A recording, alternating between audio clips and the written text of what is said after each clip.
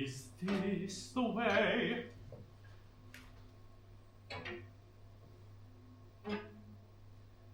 Each year these woods grow thicker,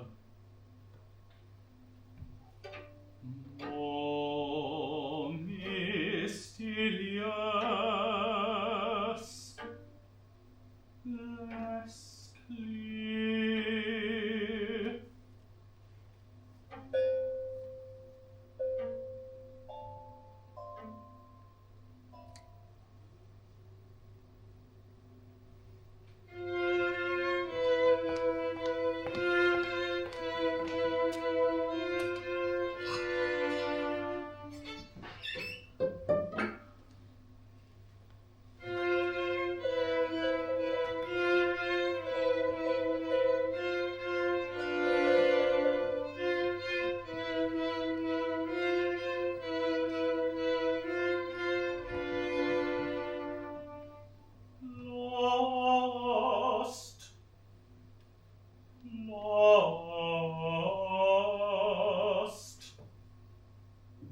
Lost, I seem to notice so much more.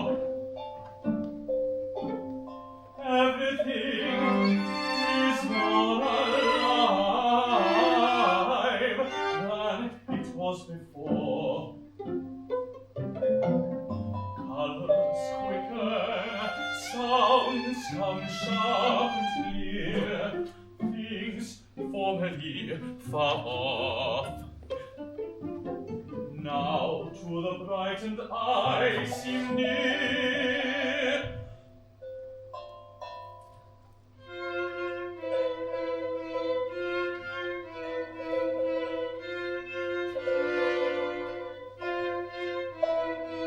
I fill my nostrils with the scent of earth, the scent of lavender and pine.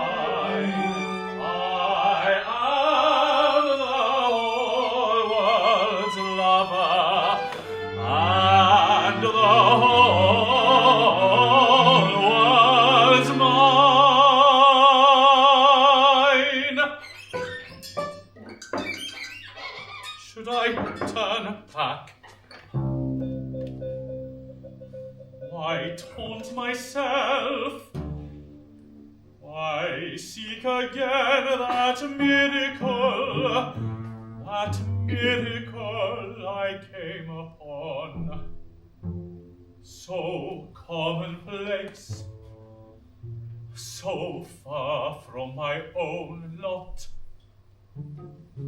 A man, a woman, growing old together and content. Why seek again that simple farm I happened upon 3 years ago, which on each visit since I've yearned to find again? I've walked these paths 3 summers now, and surely could have found it had I tried. It's haunted me.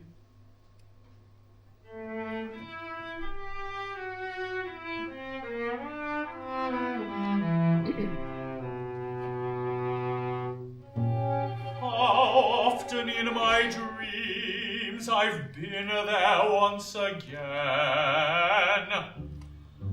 The man so dignified and strong, the woman loved and loving,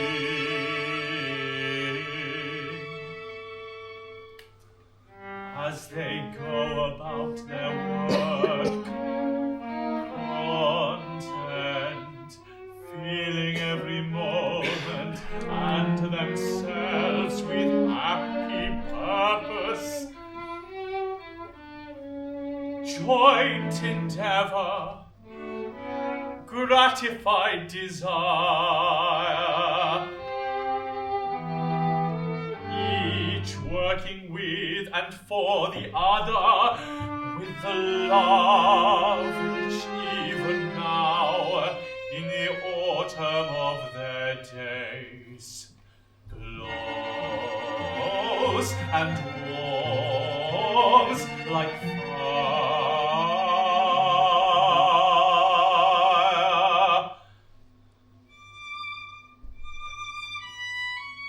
Could such a lot be mine?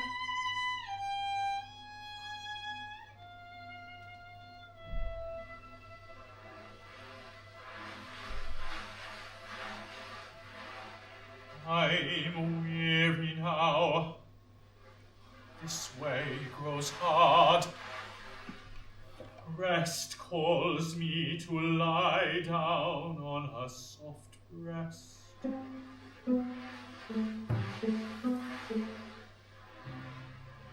Oh, simple sleep, come to me now. Dull and dreamless, let me rest.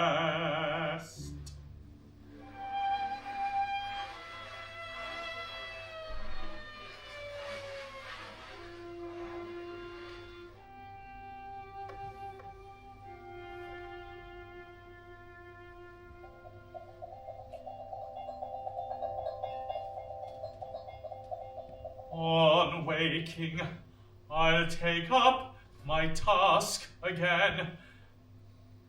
Perhaps. Or I'll walk down, rejoin the world of men.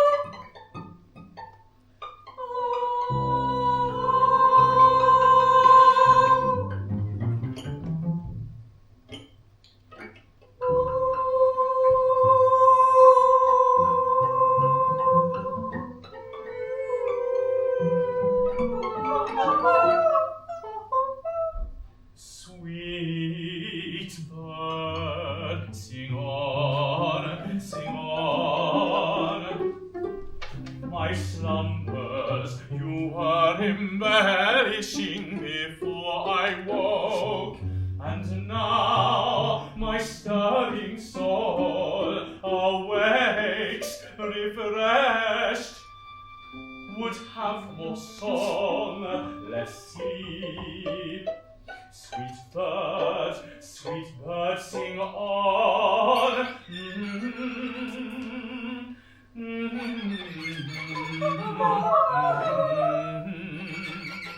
Sweet bird, sing on, sing on.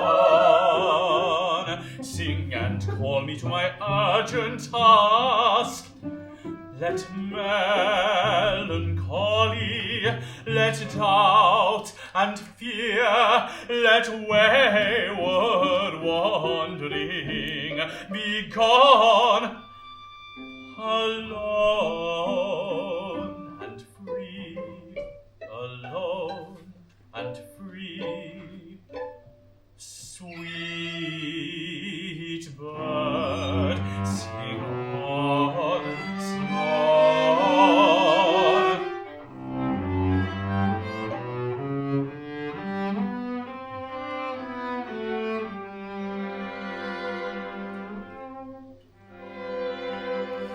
I'll strike out now and find that farm, that gem long hidden in these hills.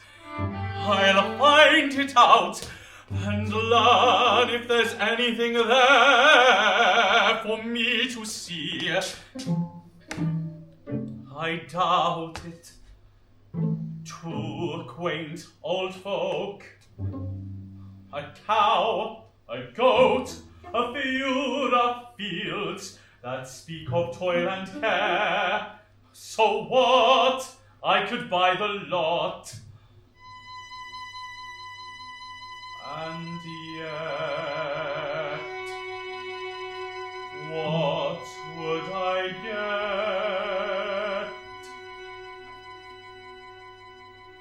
get? Enough!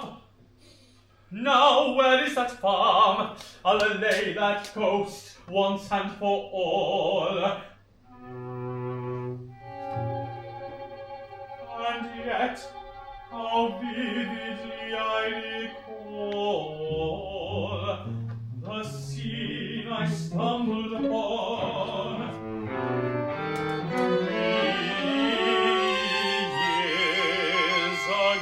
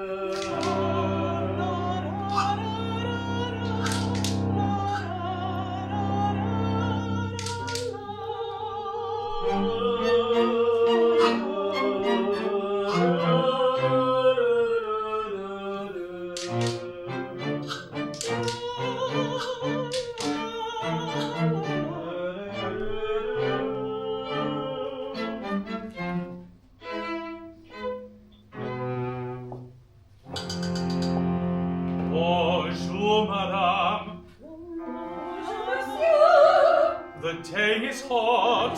It is very hot, monsieur. May I trouble you for a drink of water, madame?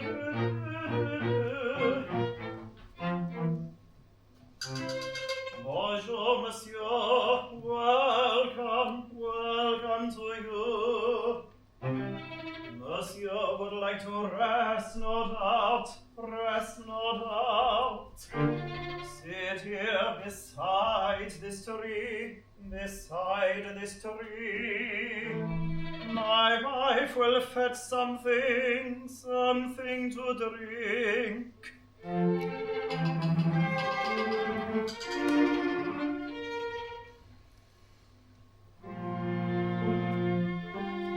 Thank you, good sir. I've walked all morning, and it's true I've thirst enough. He is deaf, monsieur.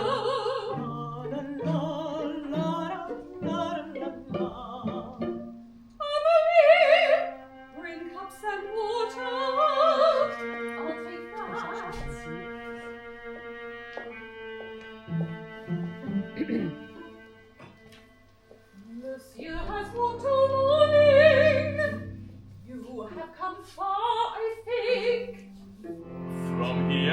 madame. From here, in one morning. Can one really walk so far in one morning? I came by cart up from the bay. The cart has set me down just where the land begins to rise more steeply. I've walked steadily from there, though briefly hiding from the sun, I slept a while beneath the trees.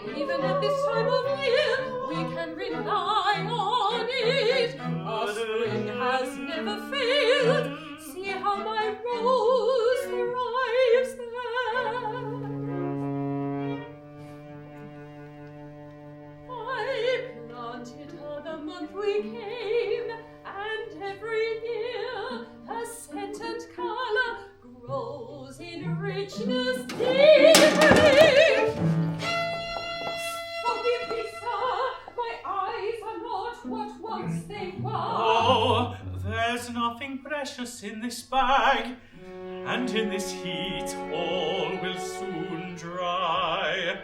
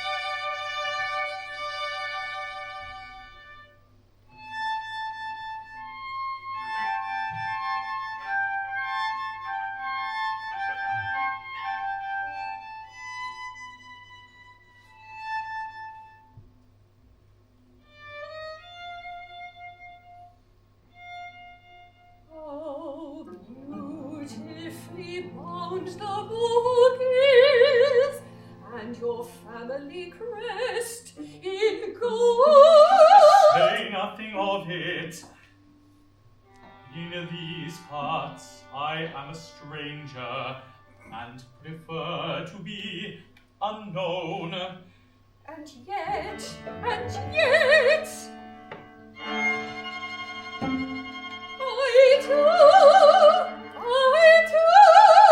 am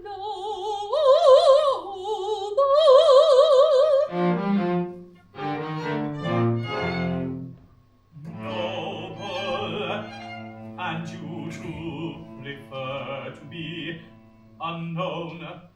Oh, I am known to God, monsieur, and to him, to my husband, I am known. How did you come to be here, so hidden and apart? I am the daughter of a colonel. My husband was a non-commissioned officer in Papa's regiment. I fell in love with him, and we ran off together.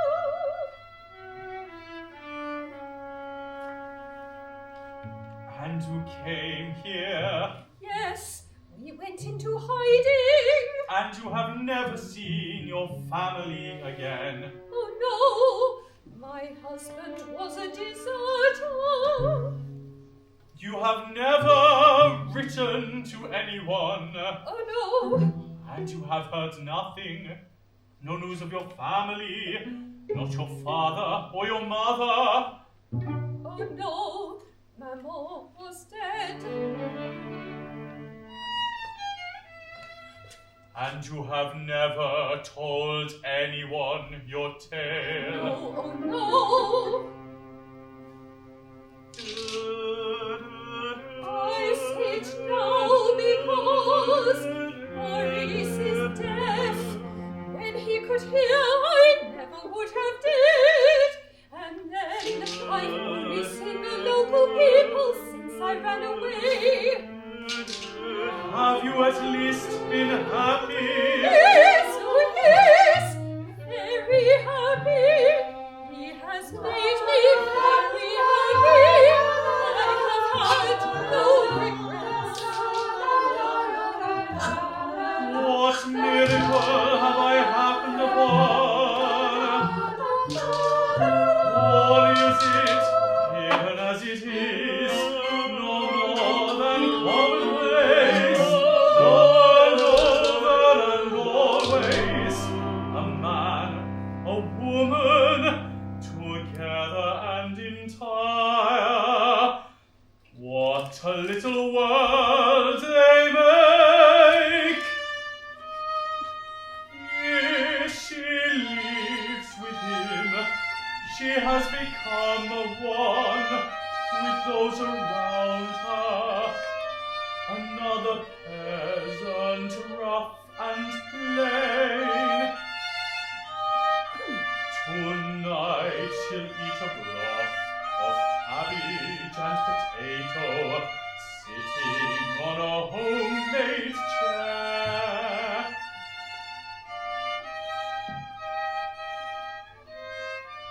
Tonight she'll sleep upon a mattress made of straw at his side. She has no regret for all the elegance she left behind her, the softness of the chairs, the downy quilts, the aromatic warmth of rooms bedecked with hangings rich and colourful.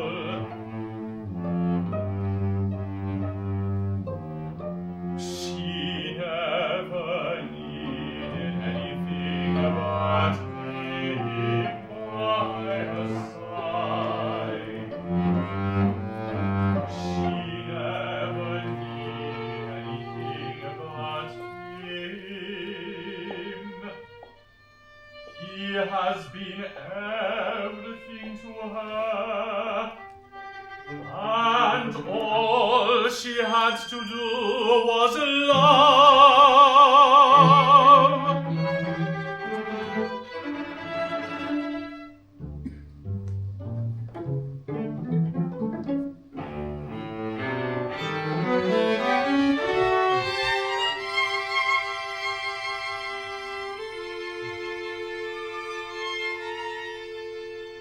How magical it was. I'd be a fool not to want to taste it once again at least, to dip into that sweet content, perhaps to learn, to look and listen, and to learn, perhaps. These old bones of the earth,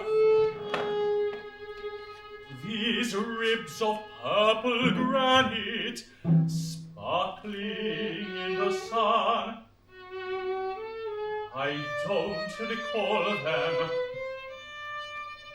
but this gentle grassy slope beckons me. So lush, so green, despite the time of year.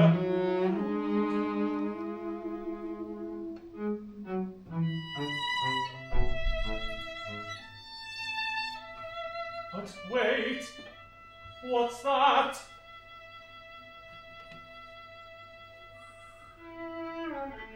There the air has found a voice.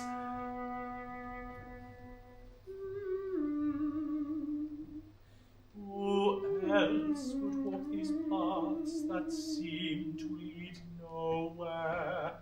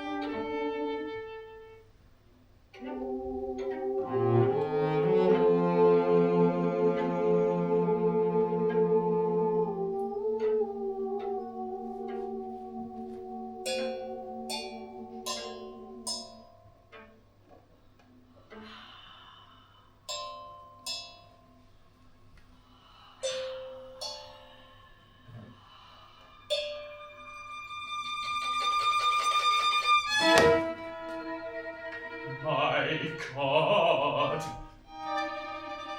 What have they done? They stripped the trees from foot to first bough. All these contorted trunks have had their bark torn from them. I might as well be walking through a forest of the damned. Wet and red they are, blood red like limbs that have been skinned.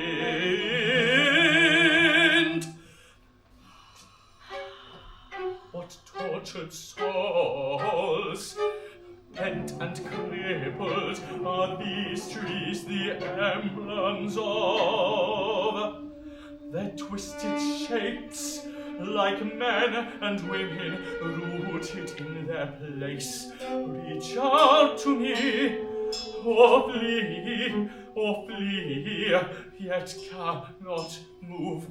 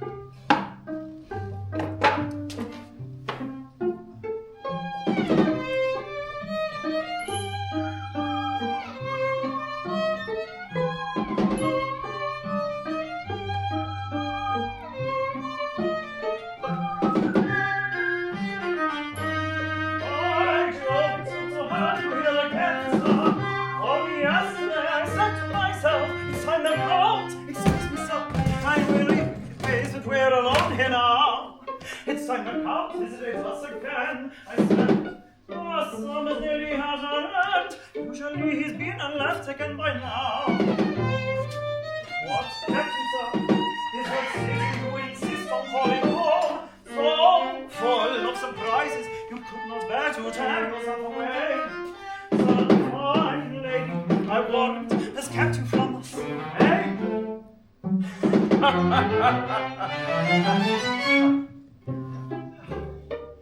And hereabouts we have the loveliest girls in all of France. Oh, life in the countryside is rough and plain, it's true. But on my honor, sir, I wouldn't swap with you. I know it. You know it. And it's good to see you too. What kept me, I don't know. My yacht was ready. All my usual haunts along this coast were calling. Yet something held me back, something in me. In truth, there was no reason I could see, but I delayed, held off. But here I am, and hungry too. I recommend the rabbit stew. And a bottle of that wine I lent you last year to me. I'll see to it, sir. And when we've finished eating, I'll draw up a chair, and we can talk and smoke just like we always do. Always do.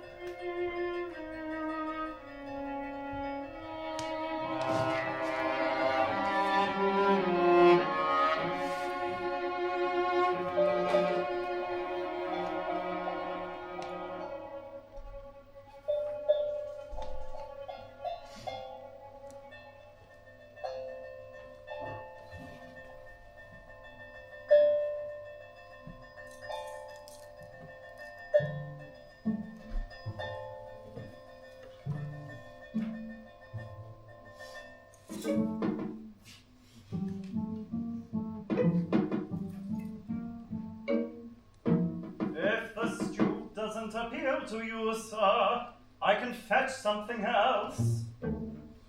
No, your stew looks good as ever, Paul. It's me that's out of sorts. One moment I'm as hungry as a wolf, the next. Will this fine weather stay, do you think? Will tomorrow be fine again for walking? I have no doubt of that. Nothing need keep you if you mean to head into the hills today. Thank you, Paul. I'm sorry about that. Now come and sit with me. Your good heart will do me good, and heaven knows I've need of it.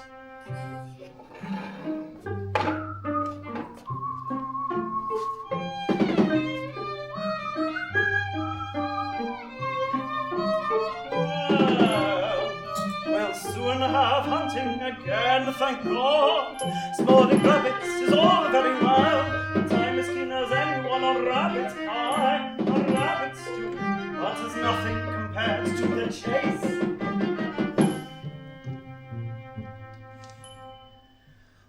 The boar in the woods are thriving, sir. They are thriving. We'll have good hunting this season, I warrant.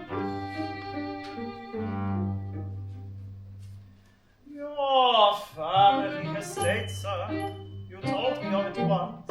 Is there good hunting there? Plenty of boar, deer too, perhaps.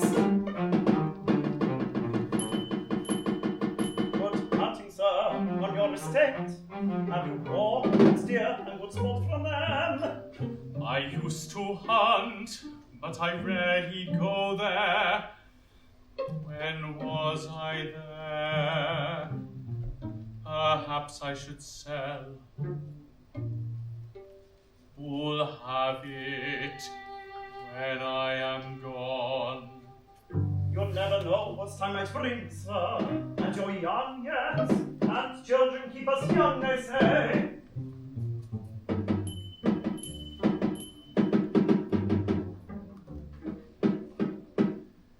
The fine weather's here to stay, they say. While there's so little wind to carry you by sea, you're best to stop by land. And yet, it's me that lacks direction, looking for a port, and yet preferring open water.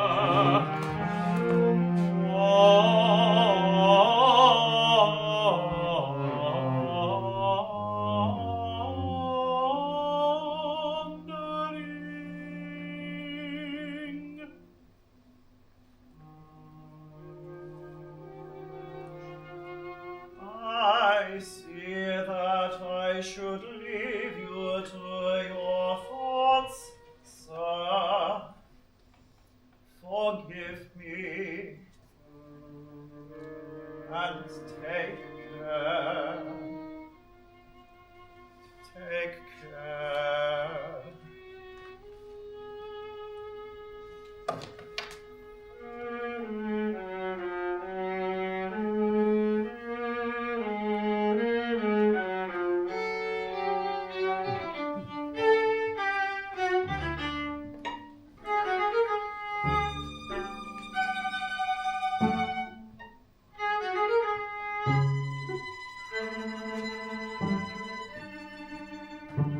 This little rise here, I remember it well. I'm all but there, and hardly have I walked an hour when here I am at the very lip of love's sanctuary. And yet, one last pause, something does necessitate. Speak on, speak on. Now's not the time to hesitate.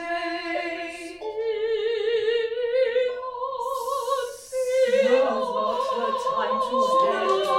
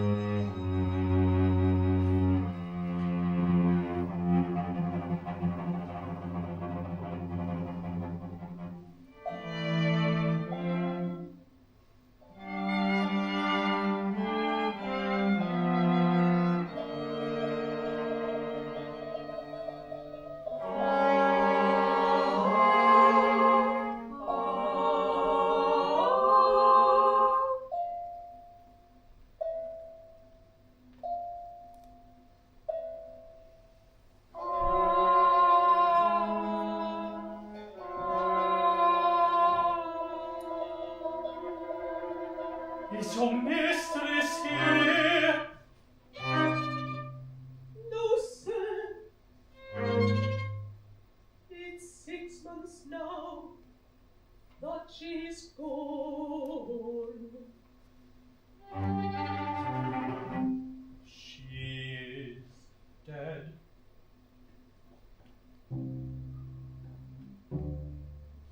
Yes, sir. Of what? She's dead. She's dead. But what?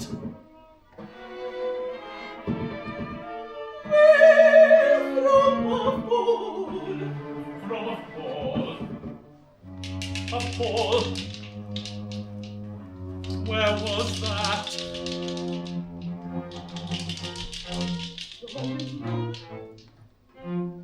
A window. Tell me about it.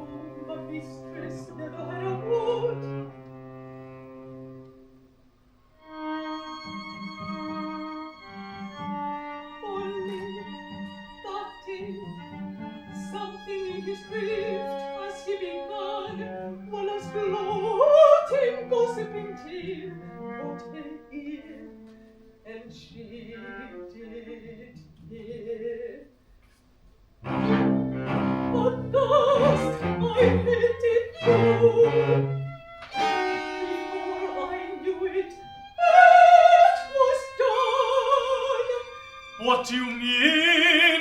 What was done? What did he say?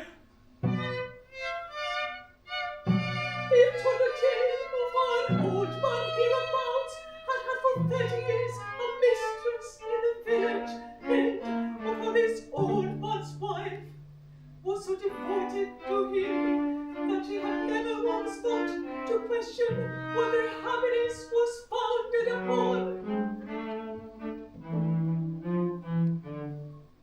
He got the details wrong, of course.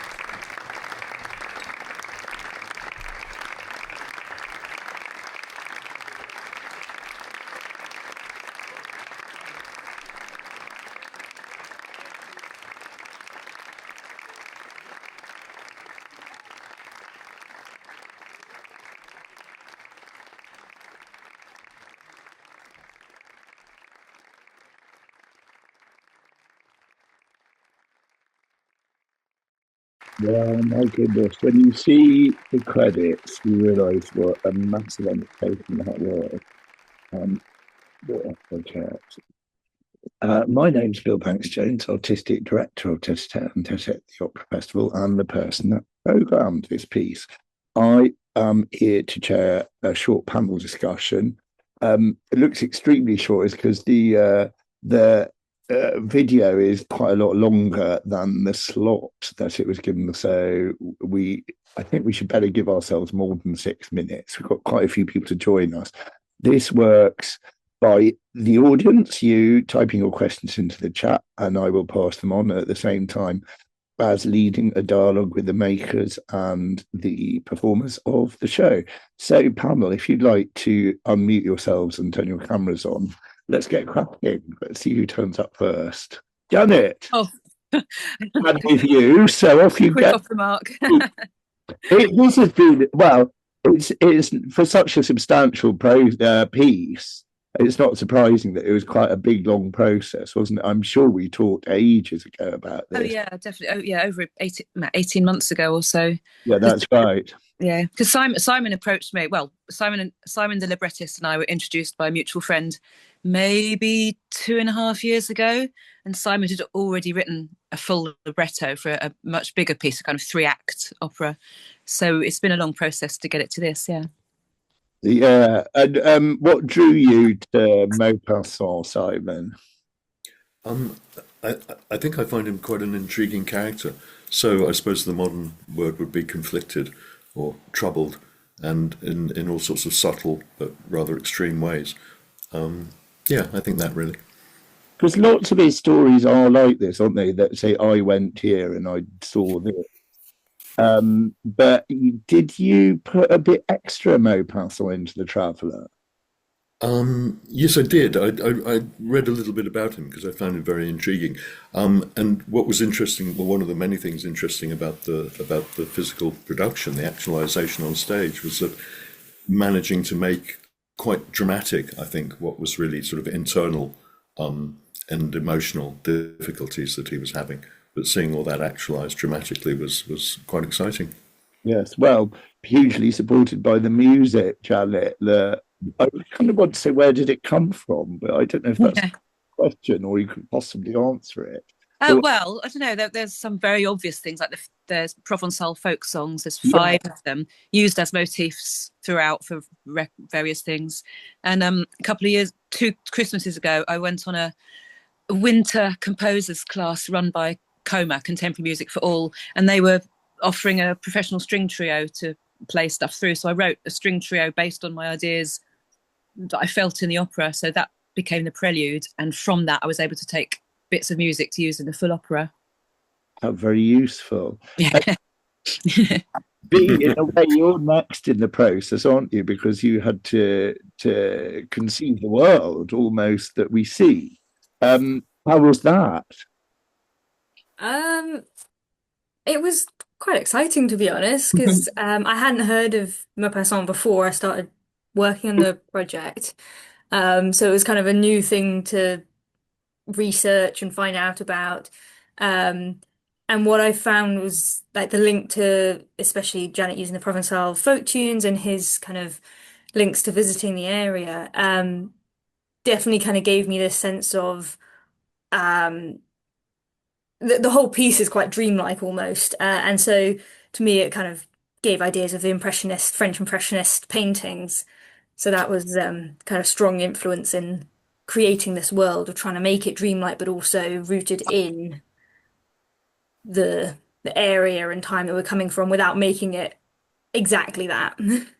Yeah, but you had an awful lot to cram into a small and quite challenging space, didn't you? I think you did a really great job of that. Oh, thank you. I think it also helped working with Alex, the director.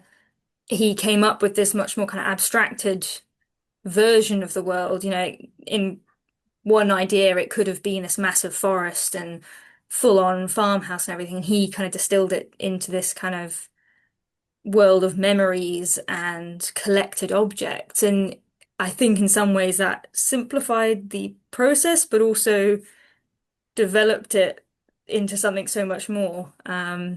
Yeah, but that aligns Yeah. very much with the text, doesn't it? It Mm. is like remembered objects. Yeah. It's it's lovely having you here because I think people outside the process don't really know what a contribution a designer makes. It's really when you and the director get together that the world is created. I mean, of course, the words. Somebody said to me once, Alec Roth, a great composer, said to me, the job of the librettist is to inspire the composer. The job of the composer is to inspire the production team and the company. And the job of all of those people is to inspire the audience. Yeah. Rosalind, how did it feel having this current charging through you? I'm unmuting. Sorry, you're a bit boomy. I'll need that question again. How did it feel having this current of inspiration passing through you from composer to from librettist to composer to production team to singer? What was it like being a cog in the machine? Twas ever thus for us singers, isn't it? But it was such a beautiful show. You know, V showed some of those impressionist paintings and showed us, you know, some of the inspiration, and it was really to get on board with that because it was just such a beautiful thing. So it was a pleasure. You know, it wasn't something I had to really sort of make myself do. It sort of was very natural to be like that. And it really helped my characterization because of the dreamlike stuff. I could be quite dreamy in the way I was on stage, particularly my conversation with the traveller, because it was all a bit of a sort of dreamy flashback. So I could just sort of be a bit ethereal and not take too much notice of what exactly he was saying in many ways. It was great, very helpful. I suddenly realised, I can't remember what it is, but I suddenly clocked that your old woman looked absolutely straight out of a painting. Whose is it? Who is it? Oh gosh, Pissarro, one of them. Yeah. Susanna Pissarro. Right, yeah, no, I do remember it. And Siri, what was it like being in the chorus? I'm asking really crass questions, but I think it is interesting hearing how it all flowed through all of you. I think the way it was treated was so creative because it was kind of, we started as like this Greek chorus and then we actually became characters on stage and then we flipped back off. So it was really creative stage direction and composing to have us function that way. That was How great. long did you all have? Sorry. How long did you all have? Not long. We started rehearsing we basically rehearsed throughout September, so 3 weeks. They got the scores in July, I think, so they can go off and all learn it and everything. And obviously I talked to Alex and V before that so they could work on their ideas first. But our first tutti rehearsal was the 1st of September, so 3 weeks. And that's down to the skill of Leslie and our musical director and Alex, our director. They worked fantastically together and they were really good with us. They were brilliant. Yeah, that's really good to hear. I put you in touch with Alex, didn't I? I think you did, yeah. Yeah. No, that's really good to hear. I feel terrible because I never said hello to him, but too many people in your company. It made it really hard. I suppose this begs the question: what's next? The full-length version. Oh, really? So there's No, I don't know. Janet. I don't know. It's interesting you initially saying the full-length version because you did originally write a 3-act thing, and we didn't cut very much out in the end. And I'm not sure we'd want to put it back in. It feels like an integrated whole. So we've got to find an opera festival who would like to put it on and like to pay us lots of money because it's an expensive business putting an opera on. Yeah, it really is. Well, I applaud you for getting it this far. Thank you. I know we must say a quick shout out. She's still here to Elizabeth Dobson. It was such a thrill seeing her in the cast because she is Tete super fan. She has come in since our very first show and she's seen a lot of change. It was really lovely. I just saw her in the dressing room and went, "What are you doing?" Oh, I'm in this. It's a real thrill to see her.